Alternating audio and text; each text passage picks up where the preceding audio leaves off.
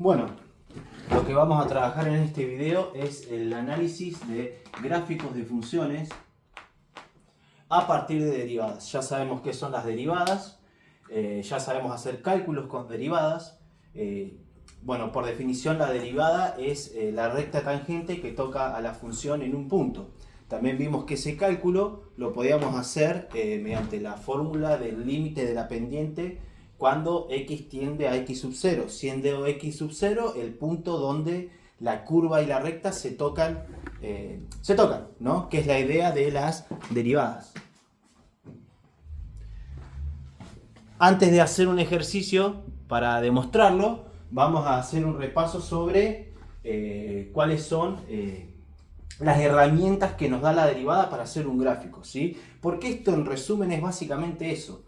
Nosotros podemos hacer gráficos de funciones, gráficos de polinomios, simplemente trabajando con las derivadas que nos van a dar, como les decía, unas herramientas para hacerlo. Entonces, nosotros vamos a tener una función que es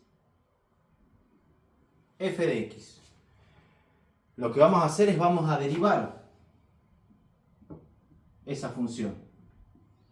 Vamos a tener la derivada de f de x. Bien. Y nosotros sabemos que trabajando con esta derivada vamos a tener ciertas herramientas para el gráfico. Yo les voy a mostrar exactamente cuáles son esas herramientas. Lo primero que tenemos es que cuando la derivada de la función nos da 0, esto nos va a dar lo que llamamos valores críticos.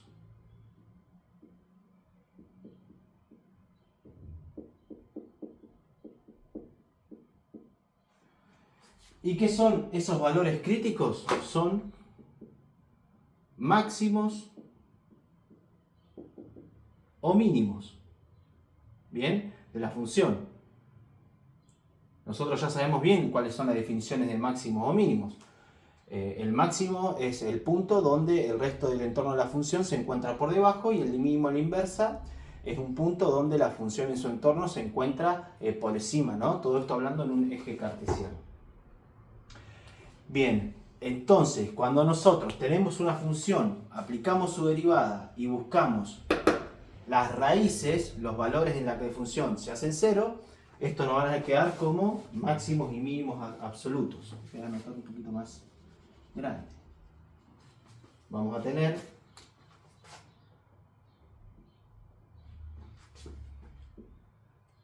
máximos y mínimos. Bien, ahora nosotros también sabemos varias cosas más. Por ejemplo, cuando la derivada de la función, los valores que son mayores a 0, nos va a indicar que el rango de números donde la función es mayor que 0 significa que la función es creciente.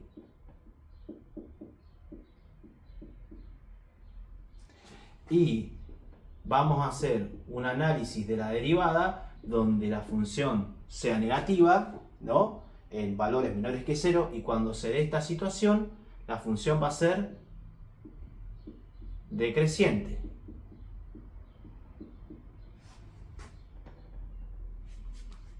Bien. Bueno, en caso de tener que buscar las raíces, tenemos muchos métodos de factorización para poder hacerlo. Y en caso de tener que buscar los rangos, los intervalos donde la función crece y decrece, lo que podemos hacer ahí es un estudio de signos. Y vamos a anotar eso también. Porque esto es muy importante, ¿sí?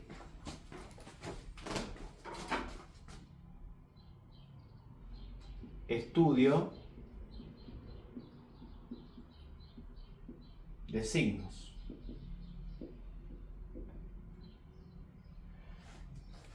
¿Por qué es muy importante? Porque aparte ese estudio de signos nos va a saber identificar cuál de estos valores críticos es un máximo o un mínimo. Nosotros sabemos que si un valor crítico en su rango, en su conjunto de izquierda, es, por ejemplo, creciente y en su rango de derecha es decreciente, significa que es un máximo. Y así la inversa.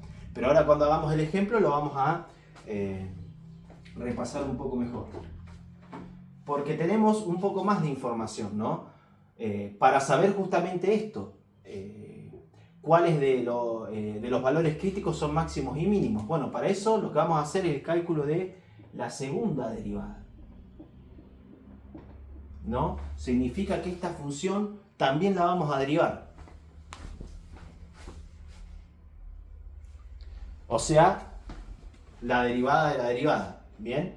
Y vamos a ver que la segunda derivada también nos va a dar mucha información. Lo primero que vamos a decir, y está relacionado con los criterios para establecer los máximos y los mínimos, ¿bien? Bueno, en caso de que nosotros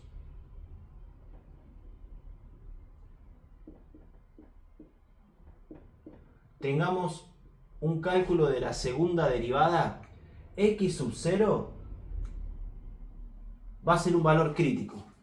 ¿Bien? X sub 0 es un valor crítico. ¿Qué pasa? Si cuando el valor crítico definido en la segunda derivada nos da un valor que es mayor a 0, este punto x sub 0, este valor crítico va a ser un mínimo absoluto.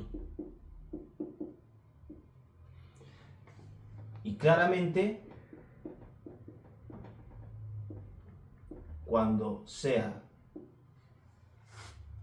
menor, este va a ser un máximo, ¿no? Todo esto haciendo referencia al x sub 0.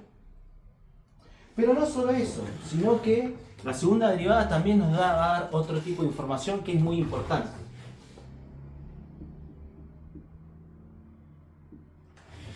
Vamos a ver cuáles son los criterios de la segunda derivada, y es algo así. Primero que nada, cuando los valores de la segunda derivada, donde se hacen 0, o sea, las raíces, va a ser un punto de inflexión. Y lo vamos a anotar con color.